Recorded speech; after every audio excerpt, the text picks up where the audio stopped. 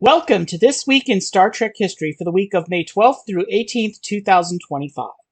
As always, links to the Memory Alpha Star Trek Wiki page for each subject profiled can be found in the pinned comment below. Let's get started.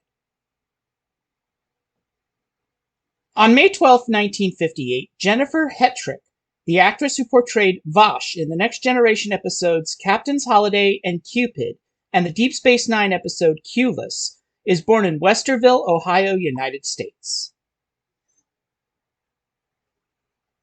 On May 12, 1967, a storyline for a sequel to the original series episode The Naked Time is drafted by writer John D.F. Black.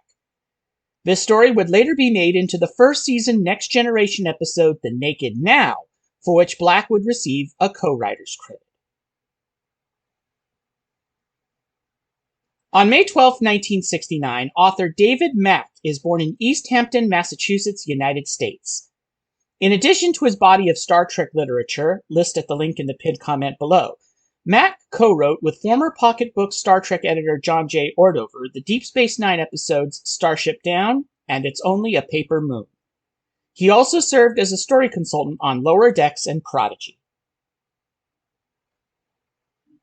On May 12, 1972, Steve Einat, the actor who portrayed Fleet Captain Garth in the original series episode Whom Gods Destroy, passes away of a heart ailment in Caen, France at the age of 37. He was born in what is now... I'm not even going to try to pronounce that. On August 7th, 1934. On May 12, 1986, principal photography wraps on Star Trek IV The Voyage Home after 53 working days. The film would release on November 26th of the same year. On May 12, 2008, Ava Chung, the actress who portrayed the young version of La'an Noonien Singh in the Strange New Worlds episodes Memento Mori and All Those Who Wander, only receiving on-screen credit for the latter episode, is born in Kingston, Ontario, Canada. On May 13, 1946, Marv Wolfman, the editor of DC Comics' first run of Star Trek comic books between 1984 and 1988, is born in Brooklyn, New York, United States. Wolfman also wrote and edited the first 4 issues of Marvel Comics' first run of Star Trek comics in 1980, which consisted of the 3-issue adaptation of Star Trek the Motion Picture and the first regular story of the run. Along with late fellow DC Comics author George Perez, Wolfman is perhaps best known for writing the famous 1985 to 1986 DC Comics miniseries Crisis on Infinite Earths, also making a cameo appearance in the final episode of the television adaptation of the storyline in 2020. On May 13, 2005, the final 2 episodes of Star Trek Enterprise, Terra Prime, and the controversial series finale episode These Are the Voyages both air for the first time on the UPN network in the United States. On May 14, 2001, principal photography begins on Star Trek Enterprise with the first filming for the pilot episode of that series, Broken Bow. On May 15, 1975, Star Trek The Animated Series wins Outstanding Entertainment Children's Series at the 2nd Annual Daytime Emmy Awards, the only non-creative arts Emmy Award the Star Trek franchise has won to date. The episode submitted for the voting process was the 2nd season episode, How Sharper Than a Serpent's Tooth.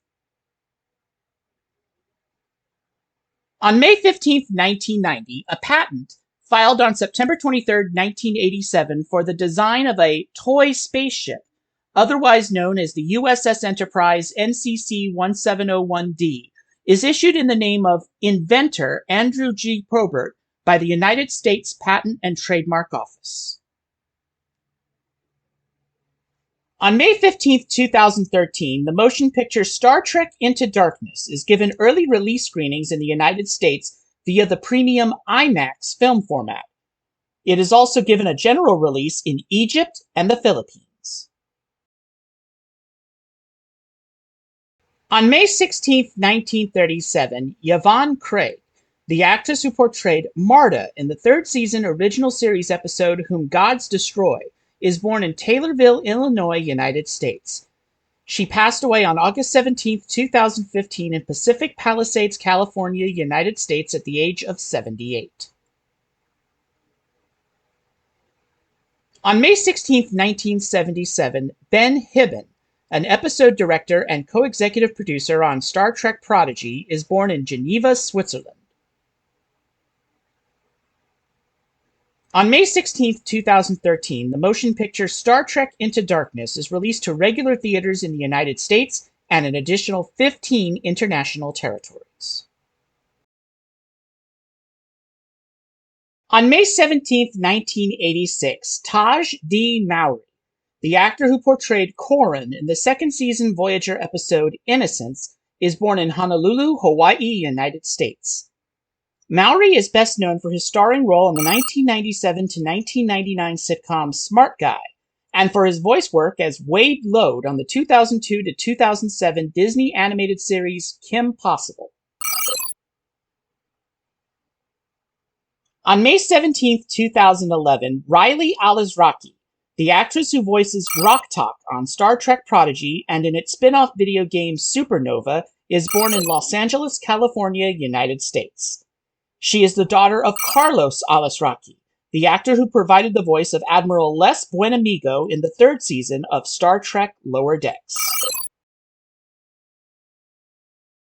On May 18, 1946, late actor Andreas Katsulas is born in St. Louis, Missouri, United States. He passed away of lung cancer in Los Angeles, California, United States on February 13, 2006 at the age of 59. Katsulas, who may be best known for his role as Narn Ambassador Jakar on Babylon 5, portrayed Romulan Commander Tomalak on 4 episodes of The Next Generation, full list at the link in the pinned comment below, and Drennick in the first season Enterprise episode Cogenitor, which turned out to be one of his final television appearances. On May 18, 1952, Star Trek author Diane Duane is born in New York City, New York, United States. A full list of her works in the Star Trek universe can be found at the link in the pinned comment below. Duane's 1983 novel The Wounded Sky also served as the loose inspiration for the first season Next Generation episode Where No One Has Gone Before, for which she received a co-writer's credit. On May 18, 2008, original series director Joseph Pevney passes away of natural causes in Palm Desert, California, United States at the age of 96. Born in New York City, New York, United States on September 15, 1911, Pevney directed several of the original series' most beloved episodes, like The City on the Edge of Forever, Amok Time, Journey to Babel, and The Trouble with Tribbles. This week on the NeoBlisseyX vs. Saturday Night Spectacular, join me as we take a retrospective look back at the recent NeoBlisseyX vs. the MGM Studios 31-Day Movie Challenge by the numbers. Which studio had the most represented movies? Which video has been the most viewed? Find out these facts and more. Don't miss it.